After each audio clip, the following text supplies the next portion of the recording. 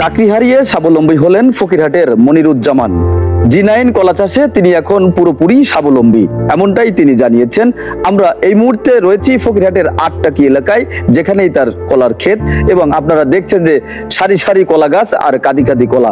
সেই কলার বাগান থেকেই আপনাদের দেখাচ্ছি এবং তার এই সফলতার গল্প আপনাদের শোনাচ্ছি। একসময় চাকরি হারিয়ে মানসিকভাবে ভেঙে পড়েছিলেন মনিরুজ্জামান। হতাশার সেই সময়ে উপজেলা কৃষি অফিসের সহযোগিতায় নিয়মিত প্রশিক্ষণ পান তিনি। সেখান থেকেই শুরু হয় তার নতুন যাত্রা। জি9 কলা চাষের মাধ্যমে হতাশা কাটিয়ে এখন তিনি একজন সফল উদ্যোক্তা। মাত্র 50 শতক জমিতে 375টি জি9 কলার চারা রোপণ করেছেন। শুরুতেই খরচ হয় 90,000 টাকা। প্রথম বছরেই সে ফলন পাওয়া গেছে, তাতে 3 গুণ লাভের আশা করছেন তিনি।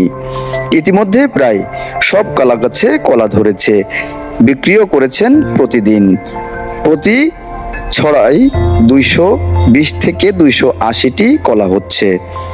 কলার আকার যেমন বড়, তেমনি খেতেও সুস্বাদু হওয়ায় পাইকার ও খুচরা বিক্রেতাদের ভিড় করছে কলা খেতেই।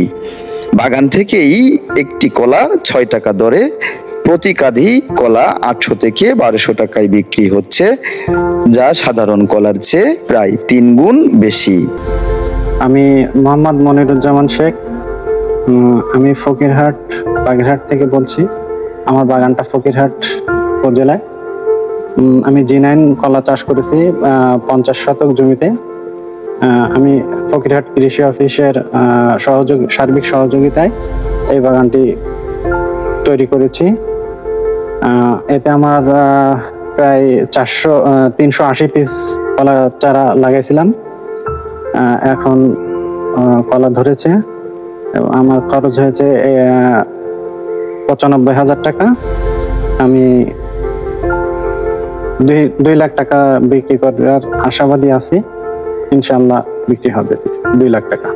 হ্যাঁ, আগামীতে ইচ্ছা আছে আরো বাগান বড় করার। যে মনিরুজ্জামান এক সময় চাকরি হারিয়ে হতাশ ছিলেন, আজ তিনি অনুপ্রেরণার উৎস হয়ে উঠেছেন গ্রামের শত শত কৃষকের কাছে।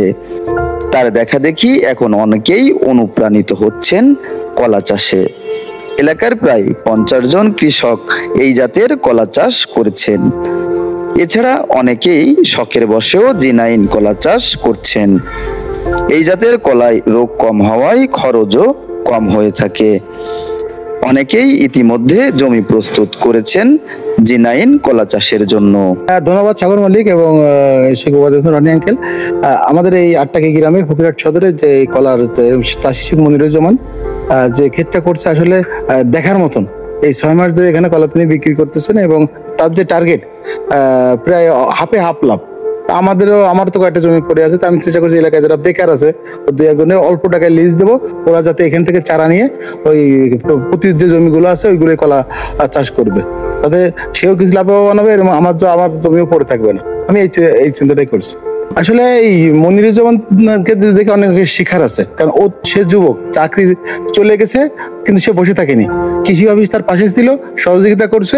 এই যারা যুবক আছে এরা বসে না থেকে যদি খন্ড খন্ড জমিতে এই ধরনের উদ্যোগ নেয়, অল্প খরচ আর ব্যাপক লাভ। এবং আজকে দেখলাম যে যারা পাইকারি কিনে তারা খেতে এসে টাকা দিয়ে নগদ টাকা কিনে নিয়ে যাচ্ছে। তার মানে তার চাষির নিয়ে যাওয়া লাগতেছে না, মালটা মানে কাঁদি এখান থেকে নিয়ে যাচ্ছে তারা ব্যান করে।